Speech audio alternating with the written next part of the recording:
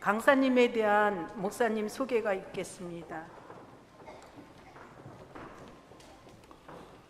오늘 6.25를 맞이해서 정말로 이 중요하시고 또 북한에 대해서 누구보다도 잘 알고 계시는 우리 김지원 장로님을 모시게 된 것을 우리 한영교회의 큰 기쁨으로 생각합니다. 우리 김지원 장로님은 세문안교회 장로님으로 봉직하시고 또 현대경제연구원 원장을 11년간 그렇게 맡아 하셔서 또 북한에도 20회나 평양에 갔다 오시고 또 뭐 사진도 많이 찍으시고 아주 모든 사항에 정통하신 분이십니다. 그리고 이 박근혜 대통령 시절에 대통령 직속 통일준비위원회 경제분과 위원장을 맡으셨고 또 민족사랑나눔 운영위원장을 맡으시고 지금은 또 파이낸셜 뉴스 신문사 사장을 맞이하고 있습니다. 제가 이제 세문안교회에서 하는 우리 총회에서 이제 주관하는 선교 훈련원에 우리 목사님들과 장로님 한 10분 정도가 참여를 했는데 얼마나 또 강의가 참 감명이 깊었는지 정말 강의를 참 잘하시고 또 핵심 있게 말씀을 전해 주시는데 오늘 우리 정말로 귀한 시간에 모신 것을 큰 기쁨과 자랑으로 생각합니다. 우리 장로님 나오실 때 샬롬으로 환영하시기 바랍니다. 샬롬. 예, 반갑습니다. 이게 귀한 자리에 불러주셔서 무엇보다 감사드리고 사실 주일날이라 저희 교회에도 오늘 6.25 주일을 맞아서 외부 특강 강사 오셔서 강의하고 있어서 제가 또 한영교회에 오라고 그래서 저도 기쁜 마음으로 왔습니다. 서로 바꿔서 하는 것 같아서 왔습니다. 오늘 저희들은 이제 1부부터 4부까지 외부 특강 강사가 이제 오셔서 목사님이 오셔서 설교를 대신하셨고 다행히 한영교회 조금 자유스럽게 저녁 주일 찬양 예배라 제가 좀 편한 마음으로 할까 그럽니다. 제가 목회자가 아니기 때문에 그냥 특강하는 그런 기분으로 여러분한테 통일이라는 주제를 가지고 이야기를 드리고 싶고요. 사실 우리의 소원은 통일이라고 우리가 뭐 오랫동안 반만 년 이상 외쳐왔지만은 통일을 위한 우리의 준비는 그렇게 별로 돼 있지 않은 것 같습니다. 그래서 여러분들이 최근의 북한 상황 그리고 우리는 통일을 위해서 대체 뭐를 해야 될까 하는 이야기를 좀 나누고 여러분들이 기도해 주시면 좋겠습니다. 제가 아까 그 소개해 주신 대로 현대그룹에 있는 현대경제연구원의 원장으로 오래 있다 보니까 정주영 회장 북한 사업할 때 같이 북한을 많이 다니다 보니까 북한도 공부를 하게 됐고 그리고 지난 박근혜 정부에서는 대통령 직속으로 통일준비위원회라는 걸 만들었습니다. 우리나라가 통일을 오랫동안 이야기했지만은 진보와 보수 그리고 여야가 합쳐서 통일을 준비하는 위원회를 만든 것은 처음이었어요. 그래서 다행스럽게 제가 경제를 공부한 덕분에 경제분과위원장을 맡아서 좀 일찍 끝나는 바람에 오래 할 수 있었는데 3년 반 가까이 활동을 했습니다. 그래서 그 이야기도 좀 드리고 우리 기독교인으로서 도대체 뭐를 우린 준비해야 되냐 하는 이야기를 좀 편안하게 드릴까 합니다. 그러니까 너무 설교 들으시면 목사님 설교하시면 주무시지 않죠. 제 강의 재미없다고 주무시지 말고 자 같이 들어보시면 좋겠습니다. 한반도 통일 과연 우리는 뭘 준비해야 되나 하는 이야기를 가지고 제가 할 텐데 오늘 이야기는 이렇게 크게 세 주제를 가지고 하려고 합니다. 통일 여러 사람이 한다고는 하는데 꼭 진짜 해야 되느냐 왜 해야 되느냐를 우리가 알아야 하고 싶은 마음이 생길 거 아닙니까? 그래서 왜 해야 되는지에 대한 이야기 그 다음에 우리가 통일을 해야 될 북한은 지금 도대체 어떤 상태에 있는지를 좀 아는 이야기 그 다음에 우리는 뭘 준비해야 되냐 그렇게 가겠습니다. 북한 우리가 텔레비전에서 보고 이야기 신문에서 보고 하는 거는 이런 북한 아닙니까? 핵무기도 만들고 장거리 미사일 쏘고 뭐 군인들은 전부 거의 광신도 수준의 국민들을 데리고 살고 있는데 과연 이 나라하고 우리는 통일을 할 건가? 그럼 한다면 우리는 과연 우리 식대로 통일을 과연 가능한가? 같이 과연 살 수 있을까? 뭐 이런 게 아마 통일을 한다고 그러지만 다 궁금할 겁니다. 그래서 그 이야기를 제가 우선 제 나름대로 답을 드리려고 합니다. 통일을 해야 되는 이야기는 크게 세 가지입니다. 첫 번째는 제가 말하는 회복입니다. 원래 우리는 같은 역사를 가지고 있고 같은 문화를 가지고 있고 같은 민족이었는데 우리의 의사가 아니라 타인에 의해서 우리가 갈라진 나라거든요. 일제치하에 들어갔다가 해방되면서 북쪽에 소련군이 진주하고 남쪽에 미군이 들어오면서 독립 두 국가가 나눠지고 그 사이에 전쟁을 한번 치르고 그리고 90년도, 91년에 들어와서 유엔에 서로 독립된 국가로 유엔에 등록을 하면서 우리는 국가가 두 개가 나눠진 채로 굳어지고 있는 그런 상황입니다. 그래서 우리는 지금 통일한다는 이슈는 우리의 원래 모습을 회복하는 그 모습입니다. 하나님이 주신 그 축복해 주신 우리나라를 원래대로 회복하는 거지 우리가 뭐 억지로 뭐를 새롭게 영토를 확장하거나 뭐 사람을 늘려가는 그런 모습이 아닙니다. 그래서 우리는 통일을 해야 되는 이유는 첫째, 원래 상태로 회복하는 거다. 오늘 그 성경 말씀 읽으신 에스겔 37장 21절 22절 말씀처럼 하나님이 이스라엘의 북이스라엘과 남유다에 대한 약속처럼 우리 대한민국의 남과 북에 주신 그 약속을 회복하는 거다. 그게 우리 첫 번째다. 그렇게 봅니다. 두 번째는 치유입니다. 우리는 남과 북이 갈라져 있으면서 서로 많은 상처를 줬어요. 전쟁을 하면서 서로 죽이고 남쪽에서만 해도 수많은 사람이 죽었지만 우리는 항상 우리가 죽은 것만 이야기하지만 북쪽에도 엄청난 사람이 죽었죠. 그리고 그 이후에 크고 작은 충돌을 거치면서 수많은 사람이 상처를 입고 죽습니다. 사상자가 납니다. 그거를 이제는 우리가 하나님을 믿는 우리는 회복을 해야 돼. 치유를 해야 될 의무를 갖고 있어요. 그리고 그것뿐만이 아니죠. 우리가 해방되면서 갈라진 사람, 우리 이산가족이라고 하는 사람들, 지금 우리는 자꾸 연세 많으신 이산가족들이 옛날 고향에 두고 온 사람을 만나야 된다, 뭐 죽기 전에 봐야 된다고 하지만 우리는 새로 생겨나는 이산가족에 대해서는 우리가 생각을 하고 있지 않아요. 지금 북한을 탈출해서 중국, 몽골, 러시아, 동남아시아를 헤매고 있는 북한을 이탈한 사람들은 거의 우리는 적게는 15만 명, 많게는 20만 명까지 봅니다. 그 중에서 일부 3만 명이 남쪽에 들어와 있는 거죠. 그 사람들이 4인 가족만 해보십시오. 도대체 이산 가족이 얼마나 많나. 그 사람들이 다 우리가 치유하고 위로해야 될 사람들. 그리고 그 사람들을 우리가 그 이산의 가족 아픔 이런 걸 우리가 치유해야 돼. 우리가 적어도 믿는 사람으로서 그 문제를 우리가 직면해야 되는 과제를 한 것입니다. 그래서 통일은 이런 우리의 상처와 아픔을 치유하는 게 아마도 두 번째 이유일 거다. 그렇게 됩니다. 근데 제가 이렇게 이야기 드리면 요즘 젊은 사람들이 그렇게 합니다. 그거는 주로 지나간 이야기고 지금 상태 우리하고 무슨 상관이 있냐 그런 이야기를 합니다. 그런데 왜 통일을 해야 되냐? 세 번째 이유는 이겁니다. 우리 한반도가 통일된다는 것이 우리 젊은 사람한테는 희망이요 꿈입니다. 왜 꿈이 되느냐? 지금 우리가 겪고 있는 한반도의 문제, 대한민국의 문제 어떻습니까? 우리가 갑자기 예전에 굉장히 빠르게 성장하다가 요즘 성장이 정체되고 그리고 사업이 안 되고 국가의 성장률이라는 게 굉장히 빠른 속도로 떨어지고 있고 그러다 보니까 우리 자녀들, 우리 손자들이 취직할래야 취직할 데가 없어서 일자리가 없는 거죠. 그리고 사업하는 사람은 다 안 된다고 그러고. 왜 그러냐?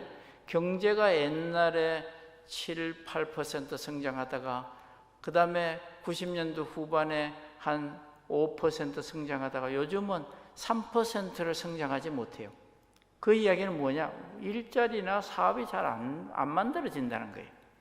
그런데 이 문제가 통일을 함으로써 모든 문제를 다 해결해 주는 건 아니지만은 이 중에서 우리가 가지고 있는 많은 문제를 해결해 줄 수 있는 길이 통일에 있다는 거죠. 그래서 통일은 우리 남북한이 가지고 있는 우리 젊은 세대, 우리의 자손들, 우리의 자녀들, 손자들의 미래가 바로 통일에 있다. 지금의 우리의 저성장, 우리나라의 양극화 문제, 우리의 지금 뭐 일자리가 모자라고 난리치는 이 문제를 많은 부분을 통일을 통해서 우리가 해결할 길이 있다. 그런 거죠. 그래서 우리의 미래가 통일에 있다고 그러는 거죠. 단기적으로는 통일을 한다는 게 당연히 비용이 들고 우리가 괴로운 일이죠. 그냥 우리끼리 잘 살고 있는데, 아니 우리가 동서가 갈라져 가지고 지난 30년 40년 동안 얼마나 고생을 했는데 이제 겨우 동쪽 서쪽 영혼한 문제가 좀 해결될 만하는데, 지금 남북 문제가 또 일어나면 이제 그때는 남북 갈등이 얼마나 심해지겠습니까? 그러나 그 문제가 단기적으로는 우리의 문제지만은 50년, 100년, 200년 대한민국이라는 나라를 봤을 때 그게 어떻게 보면 조그만 문제일 수가 있죠. 그리고 그게 우리가 잘 사는 문제일 수가 있죠.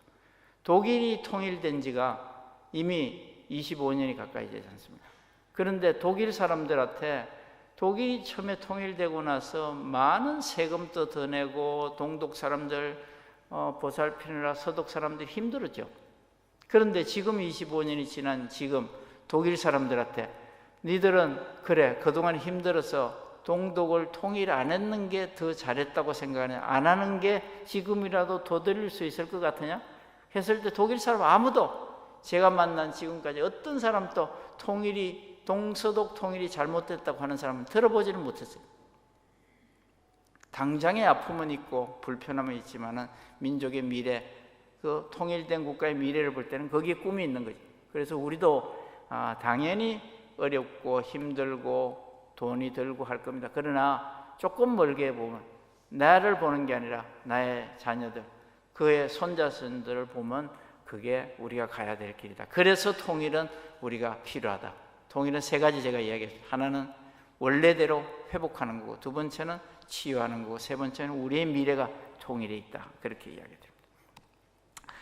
자, 그 마지막 이야기, 통일을 하면 우리의 미래가 있다는 이야기는 여러분들이 여기 계신 우리 성도님들이 다 경제를 공부하거나 그런 이런 문제를 깊이 안 보시기 때문에 아마 통일에 우리 미래가 있다, 뭐 말을 하니까 미래가 있는 것 같은데 긴가민가 할 겁니다. 그래서 제가 숫자를 몇 개 한번 보여드리려고요.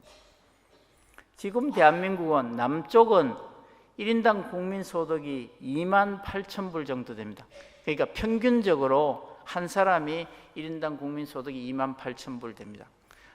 전 세계에서, 여러분들 놀라지 마십시오. 전 세계에서 인구가 5천만이 넘고 1인당 국민소득이 3만 불이 넘는 나라는 전 세계에 6개밖에 없습니다. 어딜 것 같아요? 미국, 일본, 독일, 영국, 프랑스, 이태리까지 6개밖에 없습니다. 그러면 우리는 인구가 5천만이죠. 1인당 국민소득이 28,000불이면 우리는 그 세계 내놓으라 하는 나라들 바로 코 밑에 우리가 있는 거예요. 그러면 다른 나라들은 어디냐? 우리가 아는 뭐 멕시코, 브라질 뭐 이런 나라들하고 뭐 다른 수많은 뭐 인도, 뭐 중국 이런 나라들은 저 밑에 있는 거예요. 다 1인당 국민소득 10,000불대에 있는 거예요. 우리가 28,000불에 있다고 그러면 10,000불대에 있는 거예요. 러시아 12,000불, 3,000불, 브라질 한 12,000불, 뭐 멕시코 한 13,000불, 뭐 그때에 있는 거예요. 물론 인구는 많죠, 우리보다. 그래서 우리나라가 대단한 나라라는 걸 여러분들이, 여기 계신 어른들이 지난 30년, 40년 동안 1차 5개년 계획 우리 1961년에 시작한 이래로 한 50년 동안 허리띠 졸라매고 우리가 열심히 일한 결과가 이 헐벗고 굶주리고 못 살던 나라를 이만큼 잘 살게 만든 거예요. 1인당 국민소득 28,000불에 선진국 코 밑에까지 우리를 갖다 놓은 거예요. 그런데 북한은 지금 어디냐? 북한은 인구가 2,400만이에요. 그리고 1인당 국민소득이 좋게 봐서 한 1,000불 정도 돼요. 어떤 데는 뭐 추정 기관에 따라 800불이라고 그런 데도 있고 1200불이라도 하는 데 있지만 북한의 국민 소득은 한 1000불 정도로 봐요. 그러면 이 두 나라를 산술적으로 그냥 합쳐도 5천만에 28,000불짜리 나라하고 2,400만 국민의 1,000불짜리 국가하고 그냥 합쳐도 굉장히 잘 사는 나라예요. 어느 정도 잘 사느냐? 이만큼 잘 사는 나라예요. 인구는 7,400만이 되고 1인당 국민 소득은 19,000불까지 올라오는 거예요. 그런데 이거는 제가 그냥 산술적으로 합친 거고, 두 나라가 합쳐갖고 서로 좀 돕고 우리가 상생한다는 말을 하지 않습니까? 서로 좀 부족한 것을 도와주기도 하고 좀 이렇게 키워주기도 한다면 19,000불이 아니라 금세 25,000불, 30,000불로 우리가 다시 끌어올릴 수 있는 힘을 우리가 갖고 있는 거예요. 그래서 우리나라가 통일되면 우리 미래가 있다는 거예요. 제가 그림 하나 보여드릴게요. 이걸 보여드릴게요.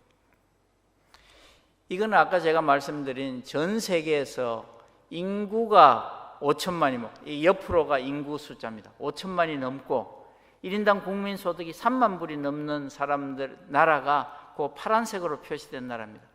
그 파란 칸 안에 나라가 6개가 들어 있습니다. 제가 아까 6개 들어 있다고 그랬죠. 그리고 우리나라가 바로 그 밑에 있는 거예요. 우리나라 그렇게 대단한 나라예요. 그런데 남북이 합쳐지면 순간적으로는 7,400만 인구의 소득은 떨어질 거예요. 좀 아까 제가 봤을 때 그냥 좀 떨어지겠지만은 우리가 거기서 서로가 좀 협력하고 도와줘서 올라오면 우리가 위로 이 파란 박스 안으로 올라와서 세계를 제패하는 진짜 전 세계 진짜 대국으로 우리가 성장할 수 있는 우리의 잠재력을 가지고 있는 거예요. 인구가 7,400만이라는 것은 어느 정도 되느냐 하면요, 통일된 독일이 인구가 8,100만이에요. 우리가 알고 있는 영국, 프랑스 대단한 나라 같잖아요. 우리 맨날 해외 뉴스 보면 뭐 영국 나오고 프랑스 나오고 그러잖아요. 그런데 그 나라들이 우리가 합쳐진 인구보다 적습니다. 6,100만, 6,300만 그 정도밖에 안 돼요. 그래서 우리가 합쳐진 대한민국이 서로가 부족한 것을 보완하고 산업을 좀 일으키고 하면 우리가 우리가 갖고 있는 잠재력입니다. 지금 그렇게 된다는 건 아니지만 통일되고 나서 한 10년, 20년 우리가 잘 관리를 하면 우리가 이 선진국들 대열에 우리의 명함을 내밀 수가 있는 날이 온다는 거죠. 그래서 통일이 우리의 꿈이고 우리 자손들에게 그게 우리가 물려줄 조국이라는 거죠. 그래서 통일해야 된다고 제가 이야기를 하는 거예요. 자, 그런데 우리가 같이 통일을 하고 나아가야 될 북한, 깝깝하죠. 소리 들으면 뭐 맨날 오는 건 핵실험했다, 뭐 장거리 미사일 발사했다, 뭐 광장에 10만, 20만이 모여갖고 박수치고 다니는 이게 도대체 저게 나란가, 광신도 집단인가 하고 우리가 다 이제 헤매는데 북한을 정확히 알기는 굉장히 힘듭니다. 제가 코끼리 보여주는 거는 북한이 코끼리 같은 게 아니라 북한을 아는 게 꼭 장님이 코끼리 만지는 것 같다는 걸 보여드리기 위해서 제가 그림을 보였습니다. 그러니까 귀를 만진 사람, 코를 잡은 사람, 상아를 잡은 사람, 다리를 잡은 사람, 꼬리를 잡은 사람, 코끼리를 다 다르게 이야기하는 거예요. 왜?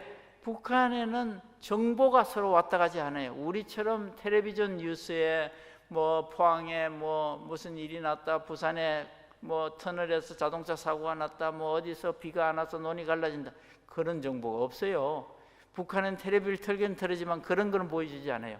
북한에 신문이 있지만 그런 거는 보여주지 않아요. 북한에 제일 많이 읽는 신문이 노동신문인데 6면이에요. 4면짜리에 중간에 2면짜리 간지를 넣은 건데요, 거기에 자기들이 하고 싶은 이야기만 해요. 텔레비전 하루에 한 4-5시간 틀어주는데 연속극 자기들이 하고 싶은 이야기 그런 것만 하는 거예요. 그러니까 우리는 우리나라 사람처럼 여기 계신 분들이 전국이 어떻게 돌아가는지 텔레비전이나 신문을 매일 안 봐도 대충은 다 알잖아요. 무슨 일이 어디 불났대더라, 어디 산불 났대더라, 어디 뭐 지금 사람이 뭐 자동차 사고가 났다, 대충 알잖아요. 그런데 북한은 그걸 모릅니다. 그러니까 여기 지금 혹시 탈북민이 계신지 모르겠는데 아마도 북한에 있는 동안에는 다른 지방에 무슨 일이 나는지 잘 몰랐을 거예요. 여기 내려와서 아니면 하나원에 들어가서 교육받는 동안에 당신 어디서 왔네? 난 뭐 청진에서 왔네. 나는 원산에서 왔네. 그러면서 그 동네는 어떻네? 너는 어떻게 살았네? 너는 직업이 뭐네? 그러면서 아는 거예요. 거기 있을 때는 알 수가 없어요. 그래서 이런 거예요. 그래서 북한에서 나오는 정보는 다양합니다. 이런 종류의, 예를 들면 공식적인 자료도 있고 위성에서 사진 찍은 자료도 있고 또 우리가 흔히 말하는 뭐 간첩이라고 하는 사람을 통해서 나오는 정보도 있고 또 뭐 조선족 뭐 그다음에 장사하는 사람 왔다 갔다 하면서 수많은 정보를 얻기 때문에 정보는 많은데 정보의 질과 양이 다 달라서 서로가 정확하게는 모릅니다. 그러니까 지금 북한이 뭐 핵을 만들었다, 미사일을 발사했다, 그 다음에 뭐 북한이 김정은이가 어떻게 하고 있다, 뭐 일부는 정확한 정보도 있지만 일부는 우리가 확인되지 않은 정보들이 많이 돌아다닙니다. 그래서 많은 경우에 뭐 북한이 어떻게더라, 뭐 사람이 굶어 죽었다더라, 어떻다 하는 정보가 단편적인 이야기일 수가 많기 때문에 여러분들이 그걸 좀 골라서 좀 이렇게 취사 선택해서 들으시면 좋겠다. 제 이야기는 주로 우리가 북한 우리 연구소에 현대경제연구소에 북한 연구팀이 있어서 오랫동안 20년 넘게 정보를 축적하고 분석하고 또 저희들이 북한에 다니면서 가진 정보를 가지고 분석하는 거니까 비교적 개인이나 몇 사람이 생각하는 것보다는 많은 정보를 가지고 있을 겁니다. 그래서 그걸 바탕으로 이야기를 하는 겁니다. 자, 북한은 지난 김정은이가 들어서고 난 다음에 핵하고 핵 개발하는 거하고 경제 발전을 동시에 갖고 가겠다고 발표를 하면서 북한이 굉장히 어려워지고 있습니다. 물론 그전에도 어려웠는데 핵을 개발하고 핵실험을 최근에 2016년 9월 달까지 5차 핵실험을 하면서 우리가 대체로 이제 전문가들이 보기에는 핵은 이제 거의 뭐 개발이 끝났거나 소형화 단계에 들어왔다고 생각하고 핵무기를 거의 한 15개에서 한 20개까지도 이미 만들어진 게 아닌가. 그러나 아무도 미국이나 중국이나 러시아에서 인정하기는 싫지만은 추정하건대는 그 정도 갖고 있을 거다라고 생각을 하는 거죠. 그리고 장거리 미사일을 실패는 계속하지만은 계속해서 실험을 하니까 언젠가는 미국 본토에 다다를 장거리 미사일을 확보하는 것은 그건 시간 문제라고 보는 거죠. 실험을 계속한다는 이야기는, 그리고 실패를 계속한다는 이야기는 조만간 된다는 이야기예요. 실패를 한다고 해서 너희도 못 만들 거야가 아니라 실패를 하고 실험을 계속하는 것은 그건 시간 문제라는 이야기. 그래서 이제 대체로 미국이 보는 북한은 시간 문제지 언젠가 장거리 미사일과 핵을 굉장히 소형화한 핵을 가지고 위협이 될 거라고 보고 있고 그걸 없애기 위해서 노력을 하는 거죠. 그러다 보니까 유엔이나 이런 데서는 핵실험을 할 때마다 장거리 미사일을 발사할 때마다 계속해서 경제 제재를 가하기 때문에 북한이 경제적으로 예전에 풀어놨을 때보다는 굉장히 어려운 상황에서 돌아가고 있습니다. 왜냐하면 해외에 팔아먹는 것도 마음대로 못 팔아먹고 수입하는 것도 마음대로 수입을 못하고, 그럼에도 불구하고 그 상황에서 나름대로 그 국가를 이렇게 운영을 하고 있다고 보는 거죠. 그게 어디서 나타나느냐면 이런 핵개발 파트는 이렇게 해서 계속해서 핵을 만들어가고 고도화해 나가고 있는데 경제 파트에는 경제가 그렇게 쉽게 지표상으로, 제가 이야기하는 공식적인 지표상으로 쉽게 좋아지지 않습니다. 그런데 우리가 말하는 비공식적인 경제 파트는 굉장히 빠르게 변화하고 있어요. 그걸 제가 보여드리려고 그러는데 지금 이 표는 위에 파란 거는 남쪽의 경제가 해마다 성장해온 그를 그림으로 그린 거고 밑에 빨간 거는 북한이 성장해오는 길을 그린 건데 여러분들이 다른 거 보시지 말고 파란 게 대한민국의 성장해온 길인데요. 그 중간에 이렇게 밑으로 뚝 떨어지는 해가 하나 있었어요. 그렇죠? 저기 집사님 장로님이신 이제 말씀하신 1997년도 말에 우리가 IMF에 들어가면서 마이너스로 뚝 떨어져서 마이너스 성장을 했습니다. 우리는 지난 37년 동안에 마이너스 성장을 한 번 했어요. 그래서 98년도에 마이너스 성장하고 그 다음에는 우리가 성장 속도가 떨어지기는 하지만은 마이너스 성장을 하진 않았어요. 2008년도에 글로벌 금융위기라고 해서 미국에서 서프라임 문제가 생겼을 때 그때 경제 성장률이 한번 뚝 떨어진 적은 있습니다. 파란선에 2008년도 정도에 한번 떨어지는 게 보일 겁니다. 그런데 북한은 1989년도부터 10년 동안을 마이너스 성장을 합니다.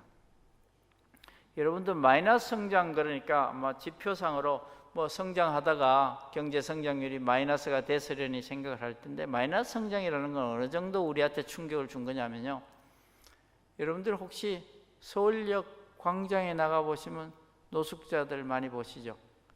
그리고 을지로 2가 지하철 같은 데 가면 밤 되면 노숙자들 자는 사람 엄청 많고, 군데 지하철 지하도마다 노숙자 있고, 지금 종묘, 그 다음에 파고다 공원, 그 다음에 서대문, 서울역 노량진, 영등포 이런 역에 가면 점심 한 끼 먹기 위해서 줄 서는, 밥차 앞에 200명, 300명 줄 서는 사람들이 언제 생겨났냐면 우리나라의 98년도에 IMF 외환위기 이후에 생겨난 사건. 그때 이후로 이게 줄어들지를 않는 거예요. 저희 교회에서 노숙자들 식사를 일주일에 한 번씩 주는 거를 거의 IMF 이후에 초기부터 시작해서 최근에 건물 짓느라고, 교회 짓느라고 헐기 전까지 저희들이 매 주일날 아침에 봉사를 했었는데, 그 숫자가 초기에 한 250명이 10년 넘게 해도 줄어들질 않았어요. 계속 이어지는 거예요. 그게 한 번의 마이너스 성장이 가지고 온 우리 경제의 충격이었어요. 그런데 그거를 한번 확장시켜 보세요. 북한이 마이너스 성장을 10년 했다. 어떻게 될 것 같아요? 그래서 90년대 말에 97년, 98년 그때 북한에 대규모 아사자가 생겨납니다. 국제기구의 공식적인 집계로 60만 아사자입니다. 비공식적인 아사자 200만입니다. 여기 계신 우리 아무도 안 놀라시네요. 전 세계 역사상 굶어 죽는 사람이 60만이 된 것은 세계 역사에 없습니다. 그래서 지금 유엔에서 핵실험을 할 때마다, 미사일을 발사할 때마다 경제 제재를 합니다. 경제 제재를 하는데 그 경제 제재 전문에 뭐라고 써져 있냐면, 우리는 이 제재가 예전에 같은 그런 불상사를 일으키지 않기를 바란다. 그 예전의 불상사가 뭐냐면 바로 대규모 아사자예요. 국제사회에서는 국제사회의 손길을 뻗치지 못해서 수많은 사람이 죽은 것에 대해서 마음에 양심의 가책을 느끼는 거예요. 우리가 중국에 지진이 나서 서천성에 1000명이 죽었다 그러면 우리가 뭘 보내죠? 긴급 구호대를 보내잖아요. 일본에 지진이 나서 몇백 명이 죽었다. 전 세계에서 뭐가 와요? 구조대가 오고 구호품이 가잖아요. 근데 60만이 죽을 때 죽는 줄을 몰랐어요. 죽는 줄을 몰랐어요. 그렇게 심각하게 죽는 줄, 정보가 안 나오니까, 정보를 차단하니까 죽는 줄을 몰란 거예요. 그래서 나중에 국제기구에서 들어가서 조사를 하고 하다 보니까 도시가, 인구가 줄어든 도시가 많은 거예요. 그래서 그 공식 통계 자료가 60만이라는 게 나온 거예요. 그래서 하여튼 그런 과정을 거치면서 이제 북한의 우리가 변화 사항을 좀 보면, 북한이 이런 노력을 합니다. 자기들이 도저히 먹고 살지를 못하니까 헌법도 바꿔보고, 무슨 경제 자유화도 해보고, 옛날에 아름아름 동네마다 있던 장마당이라는 그를 활성화시키기 위해서 합법화도 해보고 별짓을 다 합니다. 그런데 체제 자체가 사회주의이기 때문에 아무리 바꿔도 이게 근본적인 변화가 안 되는 거예요. 화폐 개혁도 해보고 별짓을 다 해보는데 안 되는 거예요. 그래서 아까 보신 것처럼 경제는 계속해서 1%, 2% 성장을 계속 거듭하고 있는 거예요. 그리고 때로는 또 0% 마이너스로 갔다가, 그게 이제 지금 북한의 상황입니다. 그러다 보니까 북한에 무슨 일이 일어났냐면, 북한이 최근에 김정은 이후로 자기들이 깨닫다는 것은 이게 우리가 더 이상 말은 사회주의를 하는데 사회주의 체제로 도저히 갈 수가 없다는 게 이제 하나둘씩 드러나기 시작합니다. 그래서 뭐냐면 사회주의의 가장 기본적인 게 공동 생산이 물건을 같이 만드는 거예요. 그래서 이제 집단 농장이 있고 뭐 집단 공장이 있고 뭐 이런 거예요. 그래서 집단 생산인데 집단 생산을 포기를 합니다. 그리고 생산을 하고 나면 분배도 똑같이 공동 분배를 했는데 그것도 포기합니다. 그것도 포기하고 그다음에 그러다 보니까 결국 옛날에 모든 생산부 공장이나 뭐 토지나 이런 거는 다 정부 소유였는데 그거를 이제 점차 포기하는 수준에 왔습니다. 그래서 지금은 보면 장마당이 예전에 우리가 볼 때는 한 200개 정도 있었던 게 최근에 한 450개까지 늘어난 것 같아요. 전 도시에 뭐 거의 하나 내지 걔들이 한 시군 단위가 한 185개 정도 되니까 한 도시에 한 2개, 3개 정도의 장마당이 이제 개설이 되고 운영이 되고 있고 그 다음에 이 핸드폰이 우리가 항상 저게 북한 사회를 변화시키지 않을까 했는데 공식적으로 공급된 것만 해도 한 300만 대. 그 다음에 뭐 중국에서 이렇게 중국 핸드폰 갖고 가는 거 합쳐서 적어도 우리가 추정하기는 한 350만 대 정도 들어가 있지 않나 그렇게 생각합니다. 그래서 이 장마당과 그리고 통신기기 보급이 확산되면서 결국 북한은 자기들이 피하고 싶지만은 변화의 길로 들어설 수밖에 없지 않느냐 그렇게 생각을 합니다. 그리고 많은 요즘 탈북자들한테 들으면 젊은 사람들은 남쪽의 노래, 남쪽의 드라마 대부분 다 안 봐본 사람이 없을 정도로 20서라도 보고 오고 남쪽이 어떻게 하는지 외부 세계가 중국이 어떻게 하는지 대부분 이제 들어서는 알고 있습니다. 그러나 원체 감시가 심하고 뭐 이제 폭정이 심하기 때문에 내놓고 반대를 못해서 그렇지 이런 분위기는 뭐 어쩔 수 없이 확산되고 있다 그렇게 봅니다. 그래서 이 보시면 이게 이제 북한의 장마당이 어떻게 확산되느냐를 보시는 건데 지금 보시는 그림에서 왼쪽 상단에 있는 그 집 이렇게 동그란 지붕이 있는 데가 이게 평양에 있는 통일거리 시장이라는 집입니다. 그러니까 이게 어느 정도 크냐면 우리로 보면 광장시장 정도 큰 거리라고 보면 됩니다. 그 안에 모습이 오른쪽 상단에 위쪽에 오른쪽에 있는 게 그 통일거리 시장의 안쪽 모습입니다. 이렇게 작은 매대라고 그러죠. 한 1m 남짓된 걸 이렇게 길쭉하게 매대를 만들어 놓고 거기에 뭐 이제 자기가 파는 물건들을 놓고 파는. 근데 뭐 저는 구경은 2번 갔습니다. 구경은 2번 갔는데 요즘 그 구경 간 지도 뭐 옛날 이야기니까 요즘은 거의 뭐 없는 게 없을 정도로 다 판다. 뭐 그렇게 이야기를 합니다. 그래서 지난 여름의 이야기가 한참 우리 봄에 햇볕 뜨고 갈 때 요즘 누가 그러더라고. 북한에서 제일 인기 있는 상품이 뭐냐 그랬더니 뭘 것 같아요?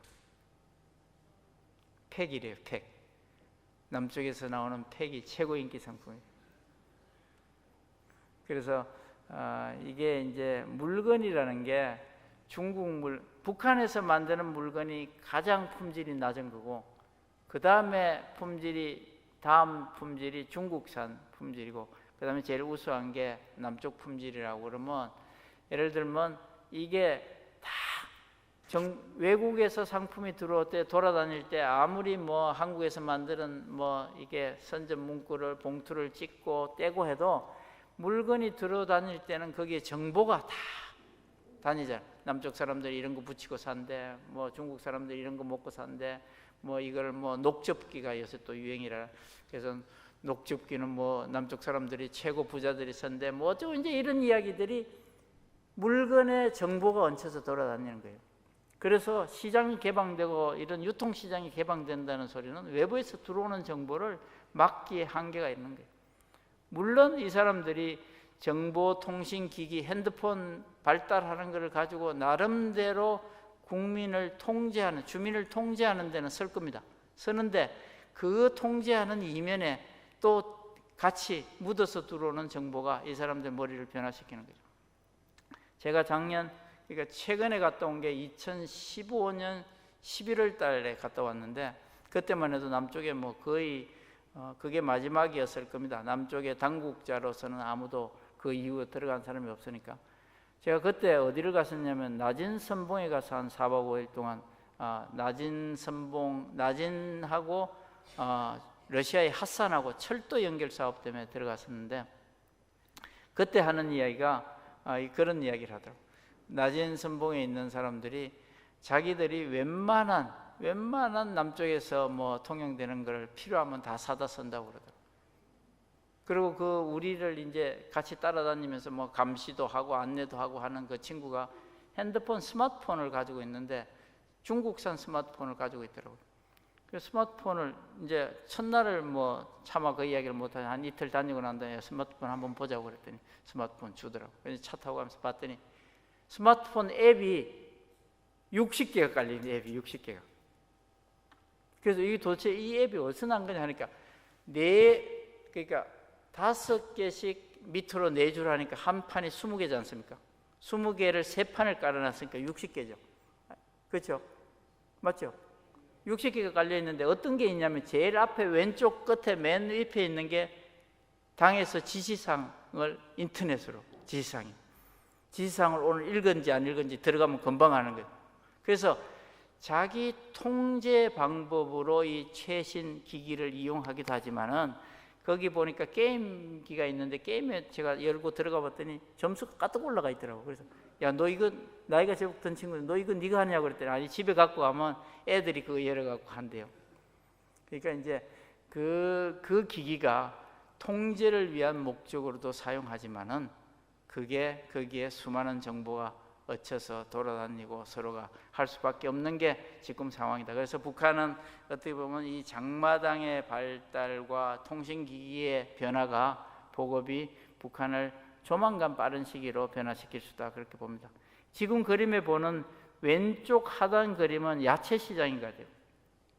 야채 시장인데 이런 야채 시장에서 이제 대체로 야채 구입해서 써먹고, 요즘은 이제 자기가 농사 안 짓는 사람 사서 쓰고, 그 다음에 이제 오른쪽 하단에 있는 데가 이게 완전 노천 시장이에요.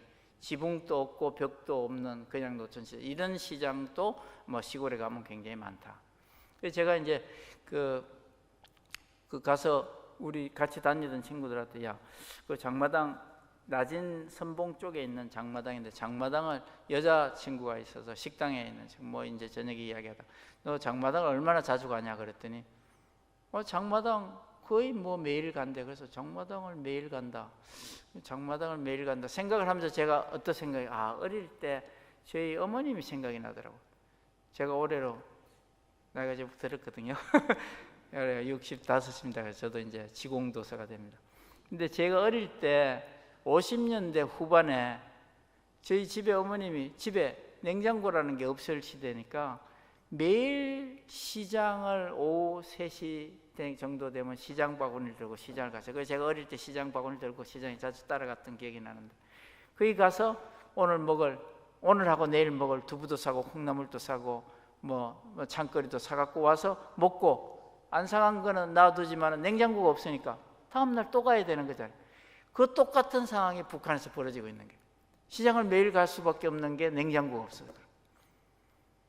그리고 뭐 그냥 김치가 있어서 뭐 멸치볶은 게 있어서 오늘 먹고 살면 다행이지만은 뭘 먹으려면 시장에 가서 푸성기라도 사야 되는 그런 상황. 물론 자기 집에서 뭐 갖고 오는 사람은 없겠지만, 그래서 이 시장이 활성화될 수밖에 없는 상황에 지금 놓여 있다, 그렇게 보시면 됩니다.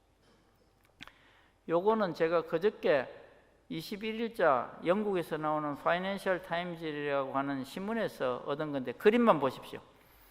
왼쪽에 있는 그림은 뭐냐 하면 일자리가 맨 오른쪽에 짧은 막대기 까만 거 있고 좀 희미한 거 긴 거 있는 게 뭐냐면 공식적으로 일자리가 만들어지는 거하고 비공식적으로 만들어지는 거, 일자리 만들어지는 걸 비교를 한 거고, 거기에서 임금 수준을 이야기한 거예요. 그 끝에 보면 까만 거 2011년 이후에 공식적으로 주는 임금의 숫자는 북한 돈으로 한 얼마, 이게 1000단위니까 7만 5천 원 정도 된다고 생각하면 비공식적으로 받는 거는 거의 한 35만 원 정도 북한 돈으로 받는 거예요. 그러니까 공식적으로 받는 월급하고 비공식적으로 받는 거하고가 그렇게 이제 벌어지는 이유가 아까 말한 시장에서 장사하는 사람이 생겨나고 시장에 물건을 내다 팔려면 집에서 만들어야 되고 이제 그런 게 차이가 나는 거고, 오른쪽에 있는 그림은 공식적으로 받는 수입하고 자기 비공식적으로 받는 수입이 훨씬 크다는 이야기를 보여주고 있는 거예요. 그래서 이제 북한의 경제 구조가 그렇게 급변하고 2011년 이후가 2011년에 김정은이 들어서고 난 이후입니다. 그 급변하고 있다는 이야기를 있어서 오늘 제가 갖고 왔습니다. 자, 그래서 지금 북한은 어떤 상태에 있냐면 제가 이 그림을 보여드리는 거예요. 북한은 자기들은 핵 개발하고 경제 발전을 두 개 다 하겠다고 밖으로 공포를 하고 추진을 하고 있지만은 제가 볼 때는 북한의 핵 개발과 경제 발전은 시소의 양쪽 끝 같은 거예요. 우리가 시소를 타면 전부 올라가고 싶고 하지만 한쪽에 올라가면 한쪽에 내려갈 수밖에 없는 게 시소라는 그런 원리 아닙니까? 그 마찬가지로 북한이 경제 발전과 경제 건설과 핵 개발을 같이 한다는 것은 그건 꿈이지 그렇게 도저히 할 수가 없다. 경제 발전을 하려면 핵 개발을 포기하든지 핵 개발을 하고 싶으면 경제 발전을 포기하든지 해야지 두 개를 다 같이 갈 수는 없다. 왜 그러냐면 경제 건설을 하려면 시장을 활성화시켜야 되고 뭐 중국하고 외부 세계하고 무역도 하고 거래도 해야 되고 국제사회에서 돈도 끌어들여야 되고 이런 게 경제 발전을 하는 건데, 핵 개발을 하면 무슨 일이 생기냐면 국제사회에서 뭐 무역도 못하게 만들고 돈도 안 빌려주고 제재를 하고 하니까 이 두 개가 같이 갈 수가 없는 일이에요. 그래서 지금은 어떻게 보면 북한 김정은이가 뭐 대포동 미사일을 쏘고 핵실험을 하고 있지만은 제재가 점점 심해지고 그러니까 마음대로 경제 발전을 못 시키는 거예요. 그럼에도 불구하고 그렇게 수출도 마음대로 못하고 함에도 불구하고 경제는 아까 말씀드린 그런 시장이라든가 이런 걸 통해서 굉장히 빠르게 비공식적으로는 좋아지고 있다, 그렇게 보시면 됩니다. 그래서 지금 북한이 어느 정도 있냐, 제가 이게 표를 항상 가지고 이 표를 가지고 설명을 하는데, 이렇게 김정은이가 체제를 완전히 권력을 장악했냐 안 했냐를 따지고 한쪽을 나눈다고 그러면 이 왼쪽으로는 주민이 과연 내 손아귀에 들어와 있나 들어와 있지 않냐를 가지고 나눌 수 있을 것 같아요. 만약에 김정은이가 군부나 지도부를 잡지 못하고 주민들도 동요한다고 그러면 이 체제는 시간 문제입니다. 금방 붕괴됩니다. 그런데 만약에 김정은이가 옛날 김정일이처럼 아니면 김일성이처럼 지도부도 군부도 꽉 잡고 있고 주민들도 꼼짝달싹 못 난다고 그러면 그 체제는 오래 갑니다. 그러니까 지금 3대체 내려오고 있겠죠. 그런데 제가 볼 때는 그 양쪽 끝은 아닌 것 같아요. 양쪽 끝은 아닌 것 같고 중간에 우리가 사선으로 체제가 조금은 불안정한 체제. 주민들은 끊임없이 외부로부터 정보가 들어오고 그리고 정부의 간섭에서 벗어나려고 계속 노력을 하고 있기 때문에 주민들이 손아귀에 잡혀 있다고 보기는 힘든 상태 같고, 김정은 들어서고 난 다음에 차관급 이상의 고위직을 공개처형에서 죽인 것만 숫자로 세면 거의 40명 가까이 됩니다. 공개처형에서 죽인 숫자만. 그 이야기는 뭐냐면 말을 잘 들으면 공개처형할 필요가 없겠죠. 그렇잖아요. 우리가 애들이 공부 잘하고 말 잘 듣는데 애들을 매를 들 이유가 없잖아요. 그냥 아이고 잘한다 그러면 되지. 근데 매를 들어서 때려야 된다는 소리는 뭔가 말이 안 듣기 때문에 그런 거네. 그래서 그런 의미에서 보면 체제도 그렇게 완전히 손아귀에 들었다고 보기는 좀 힘든 거 아니냐, 이렇게 공포 정치를 하는 데는 이유가 있을 거라고 보는 거죠. 그래서 제가 보기에는 북한의 지금 상태는 이 사선으로 대각선으로 조금 오렌지 색깔이 나는 그 부분에 북한이 처해 있을 거다. 그런데 지금처럼 계속해서 외부에서 정보도 들어가고 외부에서 물건도 들어가고 이렇게 자꾸 사는 게 조금씩 나아지면 이 체제는 노란색 쪽으로 움직이는 것보다 핑크빛 쪽으로 움직여갈 가능성이 훨씬 높다는 게 저희들이 분석하는 거죠.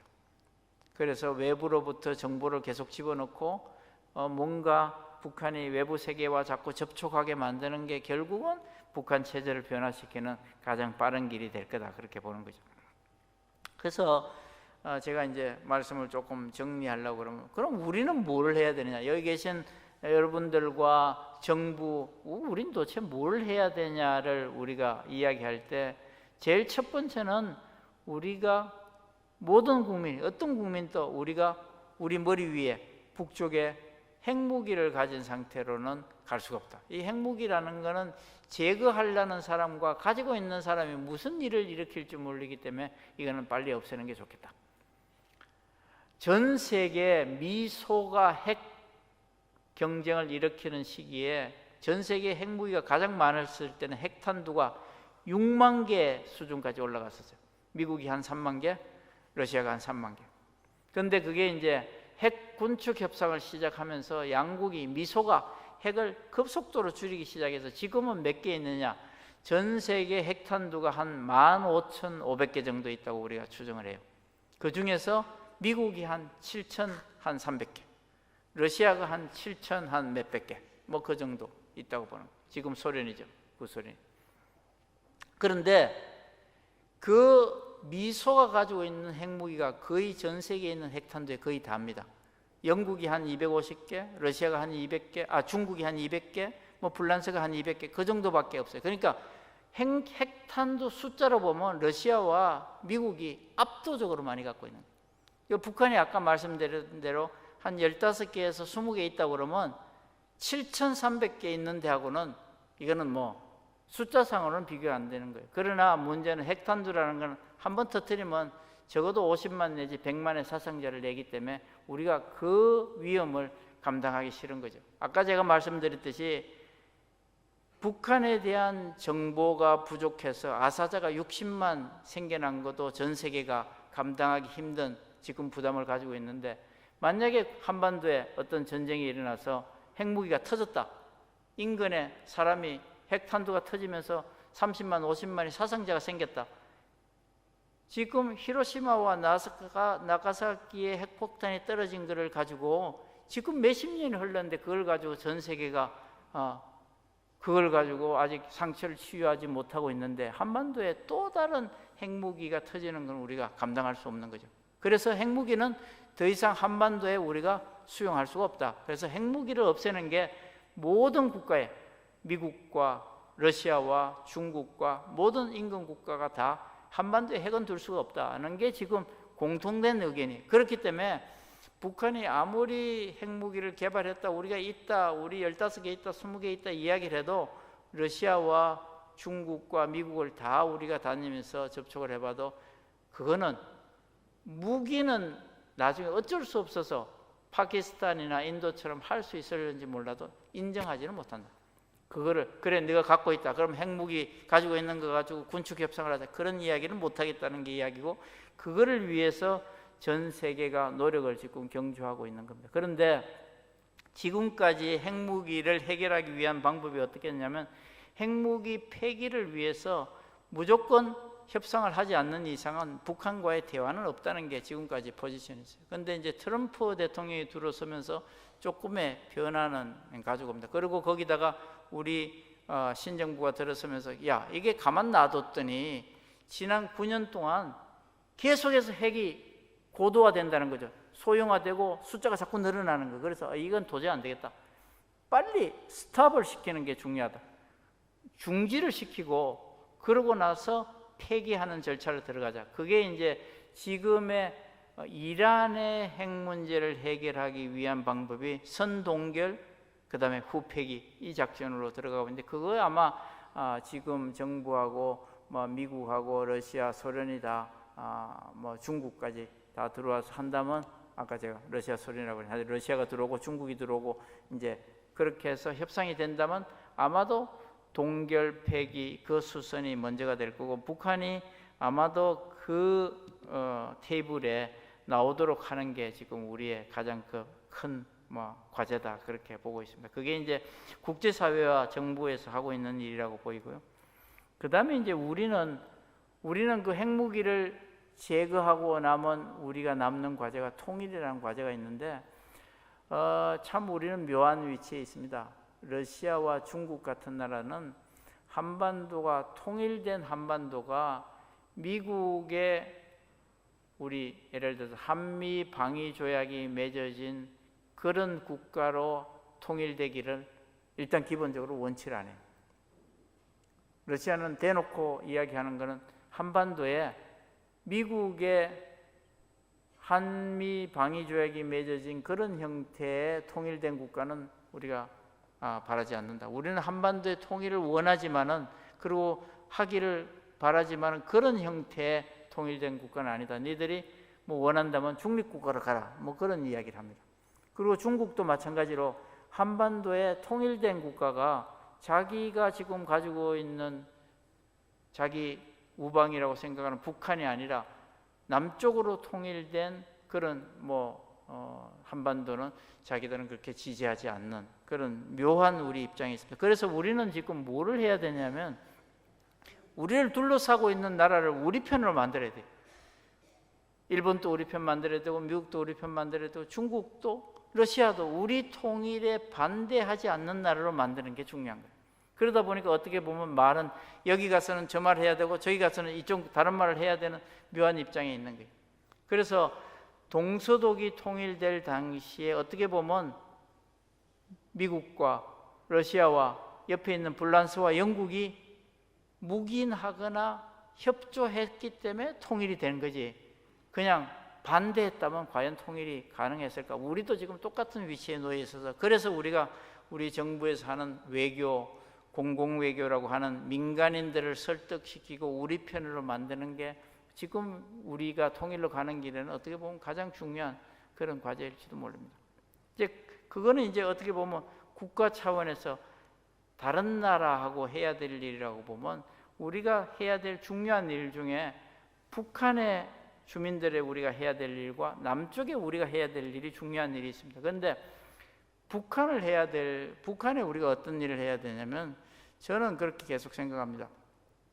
북한을 하여튼 어떤 형태를 우리가 꼭 해야 될 건 아니지만 중국이 하든 러시아가 하든 북한의 우방이 하든 간에 북한을 개방경제, 개방된 사회, 그리고 저 시장경제로 이끌어내는 일이 중국식이 되든 베트남식이 되든 그거를 변화시키는 작업이 굉장히 중요한 일이고 그걸 우선 해야 된다고 생각합니다. 우리가 예전에 광주 사태 같은 게 일어났을 때 언론이 통제되고 있으면 광주에서 무슨 일이 일어나는지 우리가 몰라요. 그런데 우리가 어떤 걸 통해서 듣느냐? 미국의 소리, 아침에 뉴스 그런 거 듣고 광주에서 무슨 일이 일어났다 이런 걸 듣거든요. 북한도 마찬가지입니다. 자기들 공공매체에 대해서는 아무 이야기를 못 들어요. 그러나 밖에서 들어오는 라디오나 방송을 통해서 뉴스를 통해서 듣는 거예요. 그래서 지금 북한을 향해서 쏘는 단파 방송들이 우리 미국의 소리도 가고 영국에서 BBC도 한국말로 북한을 향해서 방송을 쏩니다.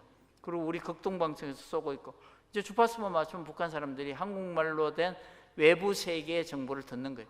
그게 굉장히 중요한 일이에요.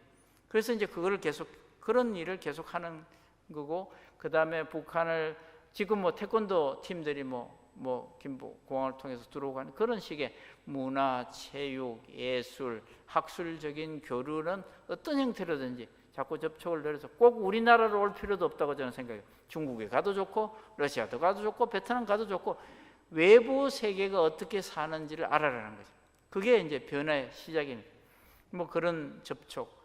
그 다음에 이제 북한을 좀 먹고 살게 만들어주는 게 저는 굉장히 중요하다 그렇게 생각합니다. 제가 이야기하면 김정은은 북한에 친척이 있나 그런데 왜 제가 그게 중요하다고 그러냐면요, 우리 남쪽에 우리가 가장 자유와 민주화 운동이 극심하던 시기는 언제냐면 88년, 89년, 그거보다 조금 앞이 80년도에 전두환 대통령 들어섰을 때 그때는 광주 사태 반작용이었고, 사실은 노동운동, 민주화, 자유가 제일 심각한 게 88년, 89년 우리가 올림픽 하던 시.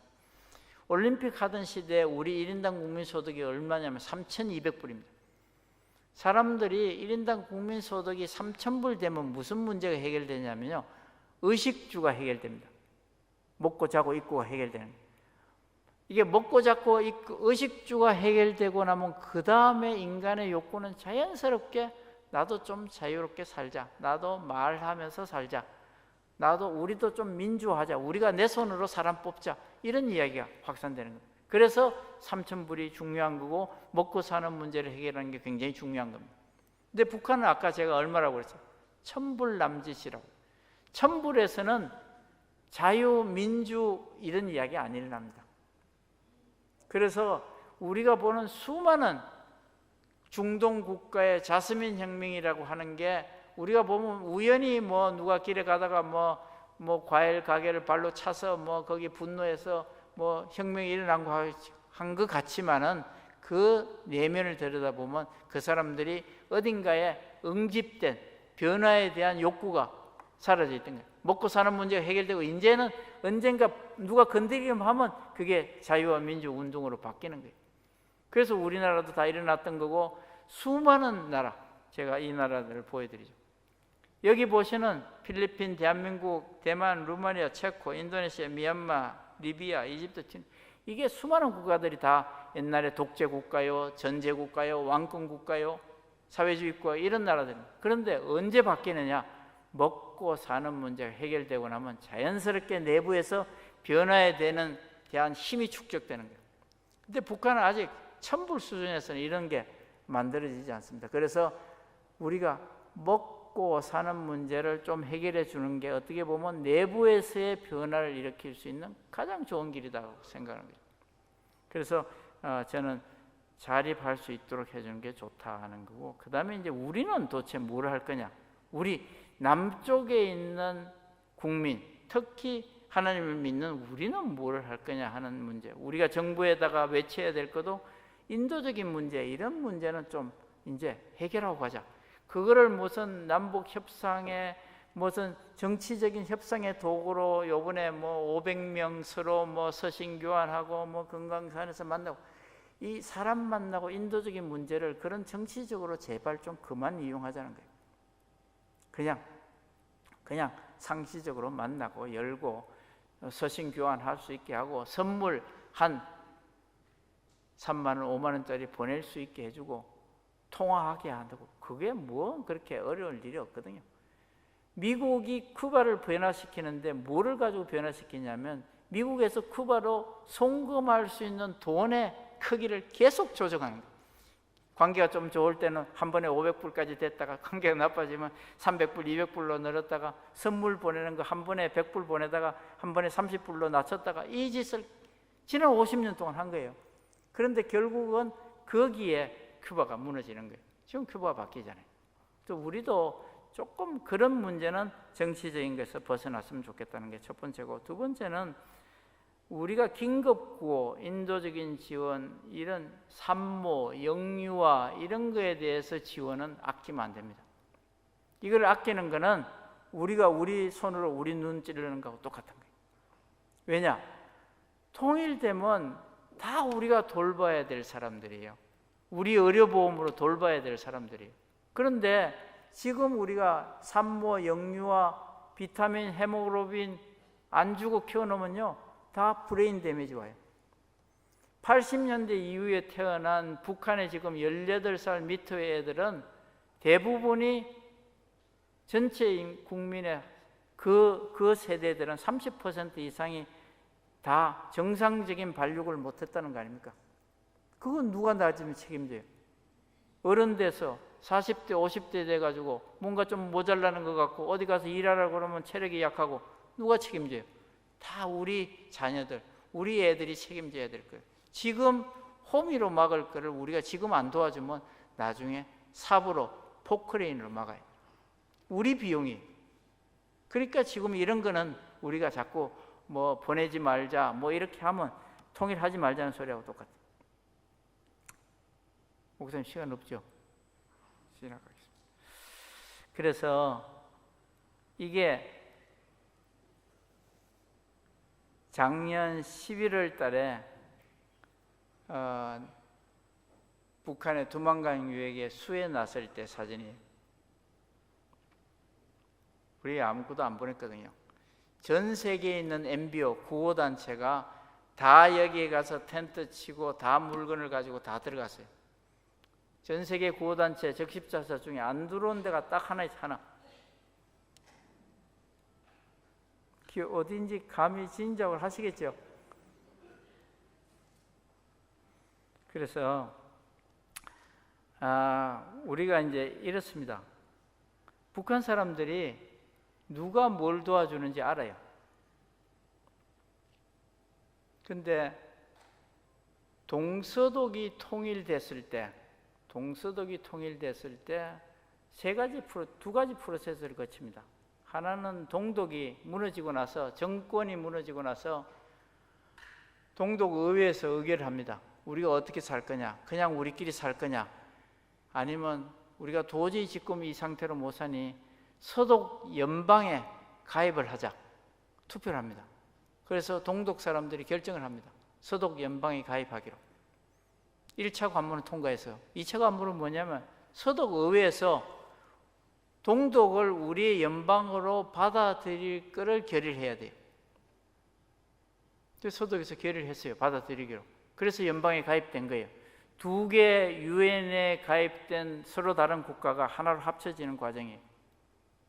우리가 지금 두 개 독립된 유엔에 가입된 나라인데, 만약에 북한의 정권이 무슨 연유건 과정은 모르지만 만약에 무너졌다고 생각해서 북한 주민들한테, 자, 당신들 의해서 한번 결정을 해보시오.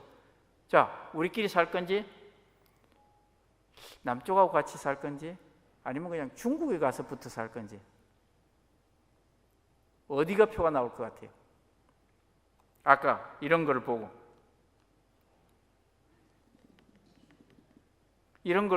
오지도 않는 나라하고 같이 살자고 그러겠어요? 지금 남쪽에 나와 있는 탈북민들, 우리 교회 한 50분 정도 매주 출석을 합니다.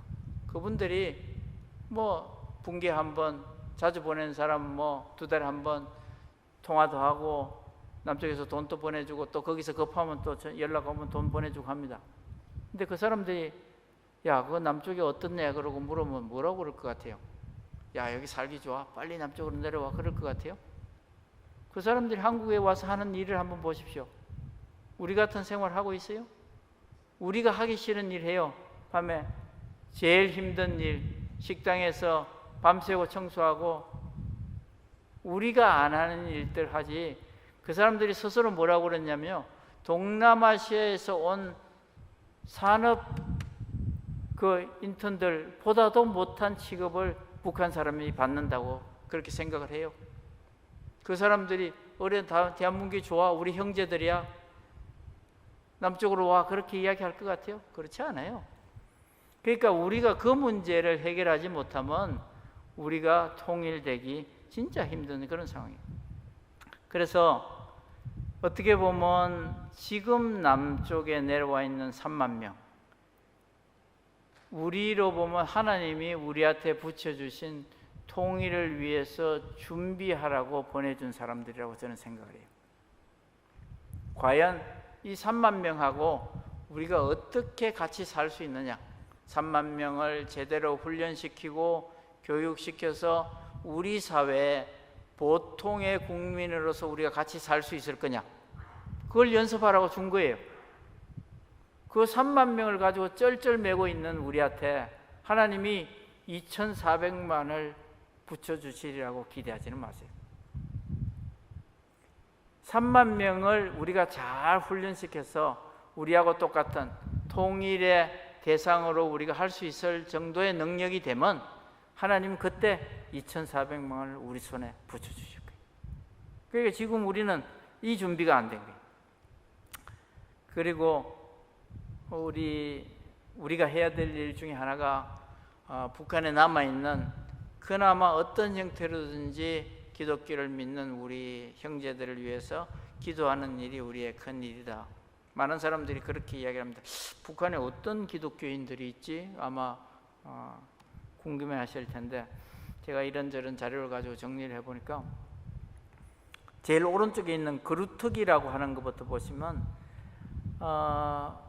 우리가 남북이 갈라질 때, 해방될 때 북한의 기독교인들이 한 30만 명이 있었다고 생각을 드려요. 이런저런 통계 자료로 나옵니다. 30만 명인데 그분들이 돌아가시고 집안에서 뭐 신앙을 전수하고 이렇게 해서 남은 사람들이 뭐 적게는 30만에서 뭐 7만까지도 줄어들었을 거다. 그런데 그게 자녀들한테 온전히 조금씩이라도 전파가 됐다 하면 만이나 50만이 될 수도 있다는 게 사람들이 뭐 이게 폭이 굉장히 넓긴 하지만은 하여튼 그런 그루트기, 그러니까 나무가 둥치가 잘려져 나가서 우리가 예배를 드리고 교회 가지는 못하지만은 그 그루트기 밑에 뿌리를 내리고 있는 그런 기독교회는 우리가 그루트기 공동체라고 하는데 그게 뭐 적게는 7만에서 한 50만까지 될 거다고 봅니다.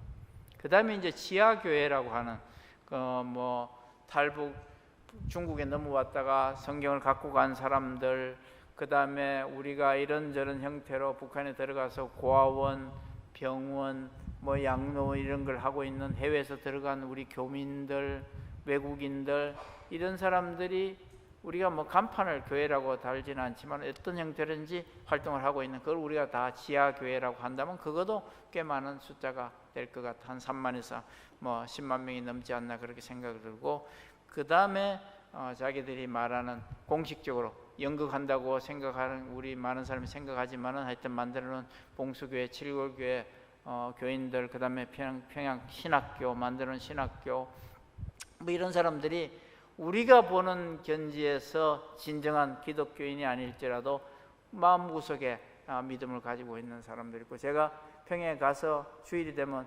봉수교회 꼭 가서 예배를 드립니다만 뭐 제가 그 다 보여드릴 시간은 없는데 하여튼 그분들이 우리는 그게 연극 배우라고 생각하지만은 저는 또 그렇게 생각을 안 해요. 그분들 손을 만져보면 손이 다 따뜻하고 눈물 흘리고, 그 사람들을 우리가 기독교인이라고 보면 아마 북한에도 이런 많은 기독교인들이 있기 때문에 우리가 그 사람들을 위해서 기도를 하는 게 좋다 그렇게 생각이 듭니다. 그래서 제가 하나님의 약속을 아까 에스겔 37장 말씀을 드렸지만은 우리는 하나님이 북한 주민을 그렇게 내버려 두고 박해하고 할 그런 권리가 우리한테는 없다. 우리 하나님이 우리한테 그런 것을 허락하지는 않으셨다 그렇게 생각이 듭니다. 그 세 번째 있는 건 뭐냐면 제가 그 시간이 많이 가서 그 말씀만 드리고 말라고 하는데, 역대하 28장에 보면 유다의 아하스 왕 시기 이야기가 나옵니다. 그때 아하스 왕이 하나님 보시기에 너무 악독하게 옛날의 선대 왕들처럼 행하지 않았기 때문에 하나님이 잠시 아하스 왕을 북이스라엘의 손에 맡깁니다. 네가 가서 좀 징계를 하게 합니다. 그러니까 남북이 맨날 싸우다가 북이스라엘이 어떻게 생각했냐면 아이고 때가 왔구나. 그리고 남유다를 쳐들어가서 하루 저녁에 12만 명을 죽입니다. 그때 유다의 인구가 전체가 몇몇 명이 되는지 모르지만 12만 명이 죽었으면 아마 장정은 다 죽은 것 같아요. 그리고 포로를 노예로 삼으려고 20만 명을 데려갑니다. 여자와 애들을. 그러니까 아마 유다를 통째로 다 들고 가고 다 죽이고 다 들고 간 거나 마찬가지라고 생각합니다. 제가 목사님 나중에 한번 인구가 몇 명이나 되는지 모르지만 한번 연구를 해보시죠. 그렇게 갔는데 하나님이 선지자를 통해서 북이스라엘에 경고를 합니다. 너는 잘못한 게 없느냐? 내가 그 남유다가 내 보기에 좀 악독해서 내가 벌을 잠시 준 거지 너 보고 노예로 삼으라고 그렇게 죽이라고 내가 허락한 적은 없다. 그래서 그 선지자 말을 듣고 북이스라엘이 놀래가지고 이 사람들 포로를 다 다시 씻기고 입히고 먹이고 해서 남유다로 돌려보내는 사건이 있습니다. 근데 우리가 남북이 싸우는 거 보면 우리가 죽기 살기로 싸우고 뭐 진짜 우리가 같은 민족이 아닌 것처럼 싸우지. 군인들은 그렇게 할 수 있습니다. 정치인들도 그렇게 해도 되고. 그러나 적어도 믿는 우리는 그 사람들하고 달라야죠. 뭔가 달라야죠. 우리가 뭘 믿고 사는데 하나님이 살아요. 그래서 그 하나님이 우리한테 약속한 그 약속의 말씀을 믿고 우리가 남북한이 뭔가 새로운 정기를 만들어서 화해하고 그리고 통일의 그날을 위해서 기도할 수 있기를 바랍니다. 그래서 제가 시간이 우리가 40분이라 시간이 많이 지난 것 같은데 여기까지 하고 오늘 여기서 마치고자 합니다. 우리 기도하겠습니다.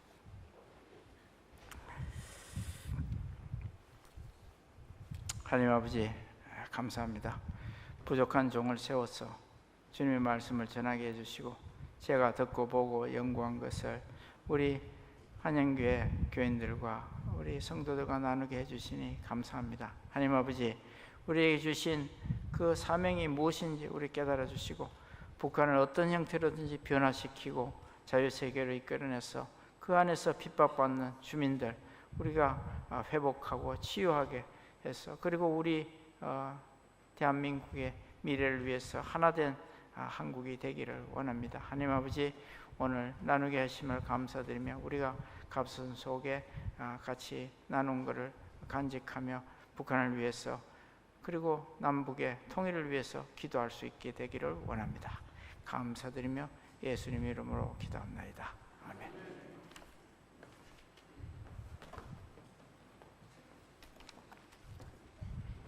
찬송가 323장을 부르면서 헌금하는 시간을 갖도록 하겠습니다.